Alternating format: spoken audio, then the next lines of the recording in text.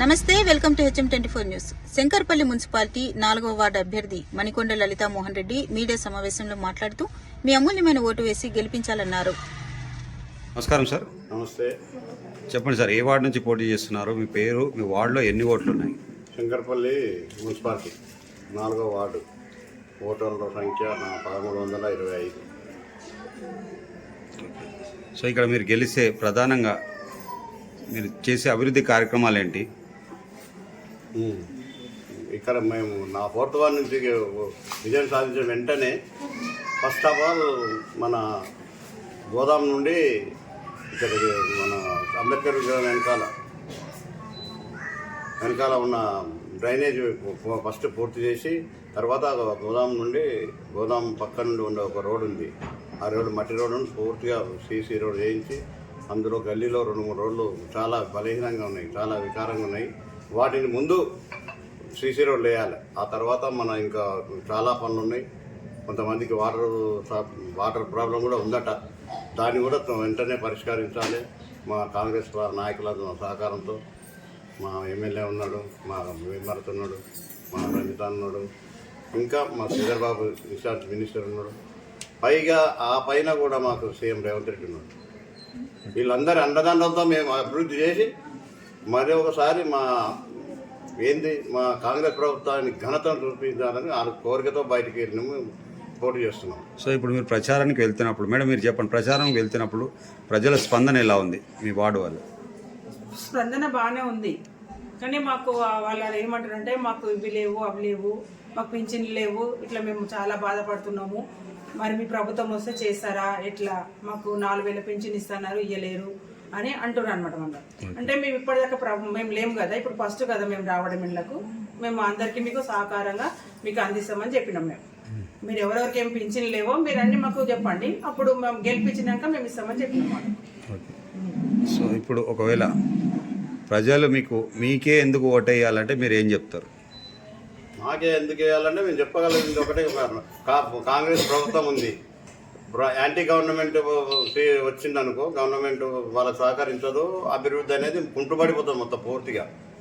ఇప్పటికే అభివృద్ధి కుంటుపడిందంటే ఇంకా కుంటుపడుతుంది. ముందే టీఆర్ఎస్ 10 ఏళ్ల ప్రభుత్వంలో కుంటుపడిపోయింది. మళ్ళీ కాంగ్రెస్కు ఆపోజిట్లో పోయి టీఆర్ఎస్ని గెలిపించుకుంటే వాళ్ళ దురదృష్టవంతులు ఇక లేరు. నా 4th వార్డు ప్రజలు చాలా దురదృష్టవంతులని మేము అనుకుంటాం. ఓకే, ఇక్కడున్న గ్రామస్తులకు మీరు ఇచ్చే మెసేజ్ ఏంటి? ఇక్కడున్న గ్రామస్తులకు మేము ఇచ్చేది ఏంటంటే, మేము వచ్చిన తర్వాత అందరూ బాగుండాలి, అందులో మేము ఉండాలి అనే స్లోగన్తో బయటికి వెళ్ళాలని ప్రయత్నం చేస్తున్నాం. అంటే వాళ్ళకి ఏం చెప్పాలనుకుంటున్నాం? అందరూ బాగుండాలి, అందులో మేము ఉండాలి. ఓకే, అది ఓకే. గవర్నమెంట్ సహకారంతో ఏదైనా ఎంతవరకైనా మాకు శాయశక్తులు కృషి చేసి అంత అభివృద్ధి చేసే ప్రయత్నాలే చేస్తాం. ఏమాత్రము అందులో ఎలాంటి వాటి ఉండదు, అపోహలు పోవద్దు, ఎలాంటి ఆలోచనలు చేయొద్దు, దురాలోచనలు. మాకు శాయశక్తుల ప్రయత్నాలు చేసి ఖచ్చితంగా మా వార్డును అభివృద్ధి పదంలో నడిపించాలని ఆలోచిస్తున్నాం. అన్నీ ఇది ఉచిత బస్సు అయ్యిందా, ఆ మహిళా మనులందరూ ఆధార్ కార్డు చూస్తే చాలు తెలంగాణ మొత్తం తిరిగి రావచ్చు. రైతు బంధు అది ఆసరా పెంచింది. మళ్ళా ఉచిత కరెంటు 200 యూనిట్స్. ఇంకా కాంతి ఏముంది? ఇప్పుడు తులం బంగారం ఇస్తలేరు. తులం బంగారం అంటే కొనబోతే కొరువు అనబోతే అన్నట్టుంది బంగారం పరిస్థితి. ఇప్పుడు అది ఇవ్వాలన్నా మనకే బరువు.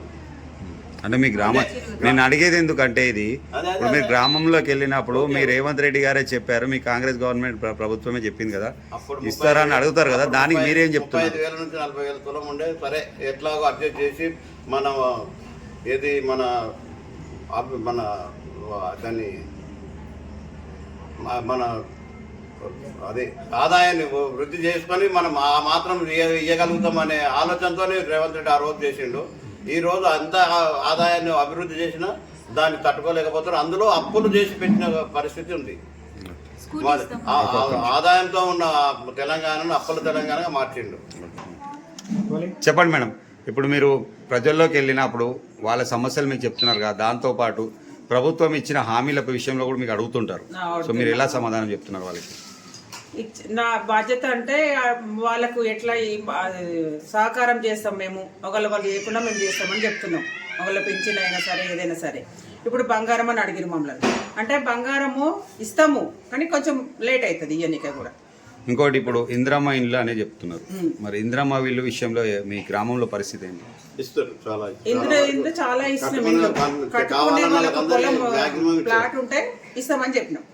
ఇందిరమ్మ ఇల్లు కట్టిస్తామని చెప్పినాం. వాళ్ళకు కూడా సహకారం చేస్తామని చెప్పినాం. ఇల్లు అండి మొత్తం. ఇంకా ఏం సమస్యలు ఉన్నాయి? ఇంకేం సమస్యలు లేవు మా దగ్గర. వాళ్ళ దగ్గర మేము అడిగినాయి అవి, వాళ్ళు చెప్పినాయి మాకు. పింఛన్లు, రోడ్లు, నల్లాలు, నీళ్లు అంతవరకు అడిగిరు మమ్మల్ని. ప్రభుత్వం ఇళ్ళకి వచ్చినాక మేము ఇప్పుడే కదా, ఇప్పటిదాకైతే లేము, ఇప్పుడు వచ్చినాం కాబట్టి ఇప్పుడు ఇస్తామని చెప్పినాం మేము. తను మమ్మల్ని గెలిపించుకోండి, అప్పుడు మీకు ఏం కావాలో నన్ను అడగండి, అప్పటిదాకా మీరు ఏ అడిగినా మేము సహకారం చేస్తామని చెప్పినాం వాళ్ళకి.